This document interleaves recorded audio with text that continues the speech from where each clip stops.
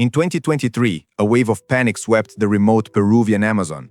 Social media began to circulate fragmented and out-of-focus images, showing people screaming, running desperately from an indistinct threat. The situation became official in August of that year, when the Iquitu indigenous community, located in the Nanay River Basin, made a formal request for help from the authorities. The request was not against land invaders or common criminals.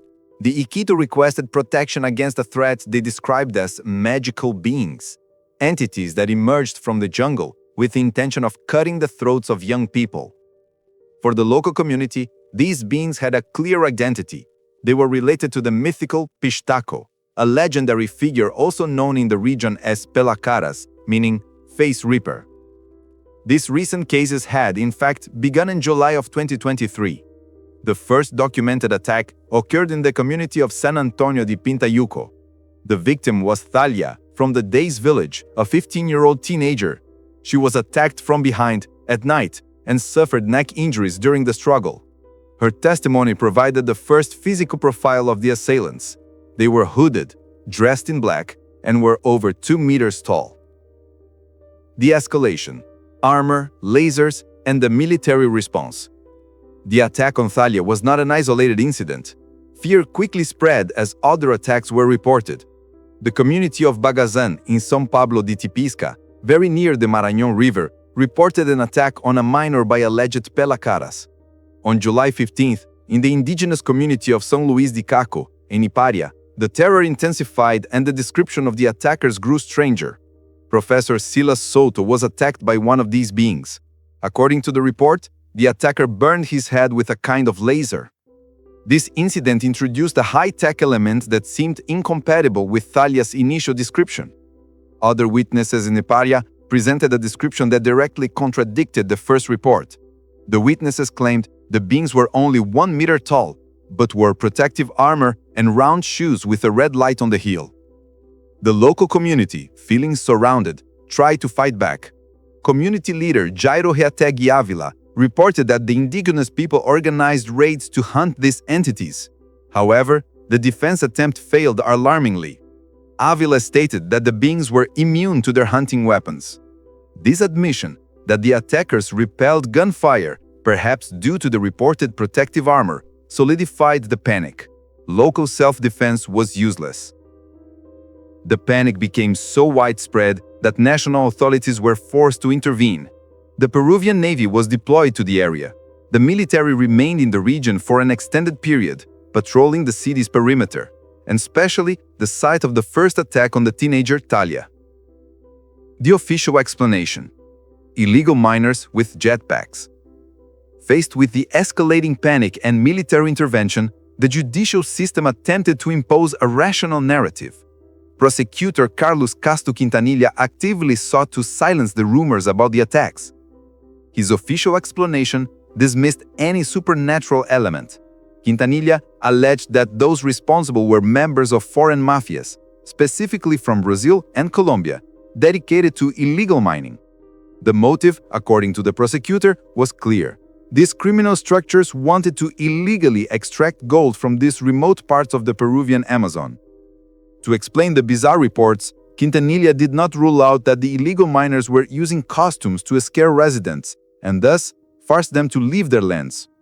This explanation would allow the authorities to close the case. This official theory had to contend with the persistent reports of flying beings. Although the jetpack theory was not explicitly proposed by the prosecutor, the text indicates that most people external to the region found it more possible to believe that the Pelacaras were illegal miners wearing jetpacks than to accept the existence of mythical beings. The jetpack idea functioned as a rational bridge to explain the testimonies of flight, such as the one that would occur in August. The locals, however, vehemently rejected Quintanilla's conclusion. Their complaint was methodological and fundamental. The prosecutor did not visit the area, and crucially, did not accompany them at night, which is when the beings that frighten them appear. The government saw a socio-economic problem related to mining, but the locals were experiencing an existential attack. Anatomy of a myth: the evolution of the Pishtaco. To understand the depth of the 2023 panic, it is essential to understand the figure of the Pishtaco. Historically, this entity operates in the dead of night. Its mythical purpose is to attack people to remove their oil, their fat, and in some cases, blood or organs for various uses. The myth of the Pishtaco is not static, it has evolved significantly. In accounts from the first half of the 20th century, the entity was described primarily as a spirit or a soul. It was only from the 1950s that the entity assumed human intelligence. This change is crucial. The Pishtaco ceased to be a jungle ghost and became an adversary with intelligence and plans. Notably, the myth is always linked to technology. Even in its oldest forms, the Pishtaco uses unknown technological devices to subjugate its victims and extract their fat. More importantly, the myth has its origins in a real historical trauma. The nickname Pistachos was originally given to the rubber tappers of the late 19th and early 20th centuries. These men committed horrific crimes in the region, ranging from murders, slavery, and even the torture of indigenous people. According to sociologists, this type of story is a common way of collectively remembering events. The Pishtaco is therefore a personification of the trauma of extractive exploitation. In the past, rubber tappers who extracted rubber invaded villages and tortured the natives. In Quintanilla's official theory, illegal miners invade, frighten, and extract gold. The narrative structure is identical. The Pishtaco is the mental archetype the local culture uses to process any threat of external exploitation. The persistence of fear and the UFO variant. Far from disappearing after the Navy's intervention or the prosecutor's explanation, the sightings continued and spread. New reports emerged in communities like Boa Vista on the Arabella River in the Loreto province near the border with Ecuador. It was there, on August 21st, that the event which definitely fused the Pishtaco myth with the UFO phenomenon occurred. Anderson, a member of a local watch group, was on a boat on the river with his brother Claudio around 9 o'clock at night. He explained that he began to see lights flying around the community. The lights noticed the boat and followed them. Moments later, the lights were only a few meters overhead. He turned on his flashlight to get a better look. That's when he saw a person floating. He tried to shoot, aiming his shotgun, but the floating being flew away. This one testimony perfectly united the flying lights, the floating person, and the advanced technology. Now we observe that the current variant of the myth adds the context of UFOs and aliens. This context was amplified by researchers. Brazilian researcher Ronnie Vernet shared videos of the crisis. In one, community leaders, armed with their hunting rifles, gave instructions on what actions to take in the presence of pistachos. In another video, a resident of São Antonio testified to seeing these beings on board a light. Following this event, the community leaders themselves began to refer to the beings as extraterrestrials. Anthony Choi, one of the most active UFO journalists and investigators in Peru, declared that the government is lying to calm the population about the attacks. But the threat remained lethally physical. The last reported attack occurred on October 8th in São Francisco de Arinacocha, in the Pucallpiali region. The young Jefferson was left half dead after being attacked by one of these mysterious beings. Climax: Hysteria in Oteapampa. On September 4, 2023, the tension between the ancient myth, modern technology, and official abandonment exploded into collective hysteria. Violence erupted in the small town of Oteapampa, fueled by the spread of fake news on social media which alleged the region was under attack. On that same day, two Brazilian adventurers were passing through the region. Sidney, a 57-year-old lawyer from Cuiabá, and his friend Ayrton Rides, 62, were traveling by motorcycle from the source of the Amazon River to the Andes. They matched, tragically and perfectly, the profile of the Pishtaco. For the locals, the beings are defined as gringos, and in the Pucallpa region, Pishtacos are described as tall white men, usually bearded, sometimes with gray hair, which are characteristics that both adventurers had. Sociologist Thaisi Carvalho provides the connection that sealed the tourist's fate. Her sociological work includes a drawing by an 11-year-old girl that explains this confusion. Because the locals believe the Pishtaco makes a lot of money from the victim's fat, he is associated with wealth.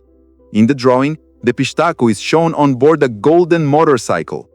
The incident began when Ayrton stopped on a cliff to take photographs. There, he was approached by an indigenous man armed with a large machete and a stick. Ayrton, in an attempt to de-escalate the situation, took out his cell phone and asked the indigenous man to take a photo with him. Instead of responding, the native began to scream uncontrollably. He had mistaken the tourists for pistachos. Sydney and Ayrton managed to flee on their motorcycles, but as they passed two roadside bars, they noticed that some women were warning others of their presence on their cell phones. Modern technology was being used to coordinate an ancient witch hunt. Further ahead, the road was blocked with two large logs and an old van. They were then surrounded by almost 200 men armed with sticks and knives.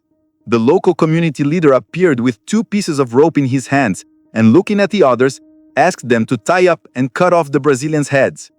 The intention was a ritual execution. Suddenly, two agents from the National Police of Peru appeared, accompanied by the indigenous man Ayrton had met on the cliff. He pointed at him, exclaiming, "It was him! It's him!" The police presence did not calm the situation. On the contrary, it confirmed the identity of the Pishtacos. Those present began to kick and punch Ayrton, while Sydney was also attacked. In a moment of desperation, when legal authority had failed to protect them, one of the Brazilians pulled a Bible from his pocket. The indigenous people, seeing that they were Christians, calmed down and stopped attacking them. The crowd was operating on mythical logic. The symbol of the Bible was the only thing with enough power to break the spell, reclassifying the men from Pishtacos to Christians. Apparently, Pishtacos were repelled by Christian symbols, so there was no way they could be Pishtacos and be carrying a Bible. Conclusion: the permanent state of hysteria. The events of 2023 left the indigenous communities of the Peruvian Amazon in a permanent state of fear and tension. The fear is fueled by the belief that these beings, whoever they may be, tear their victims' faces, cut their throats, and remove their fat to sell. The sociological work of Thais de Carvalho, analyzing children's drawings, captures the myth's transformation in real time. The fear evolved from the hooded figures dressed in black, like the one that attacked Thalia, to flying aliens carrying electric weapons, like the one that attacked Silas Soto. The case remains unsolved. The official explanation that they were illegal miners was rejected by those experiencing the attacks. The alternative explanation of UFOs and extraterrestrials is rejected by the authorities. Trapped between these two realities, the remote villages continue to suffer. The conclusion of the situation is grim and provides the key to understanding the near tragedy in Oteapampa. Most events occur in remote villages, and since nobody helps them, they take the law into their own hands. If you like this video, please leave a like and comment on what you thought of the video. Until next time.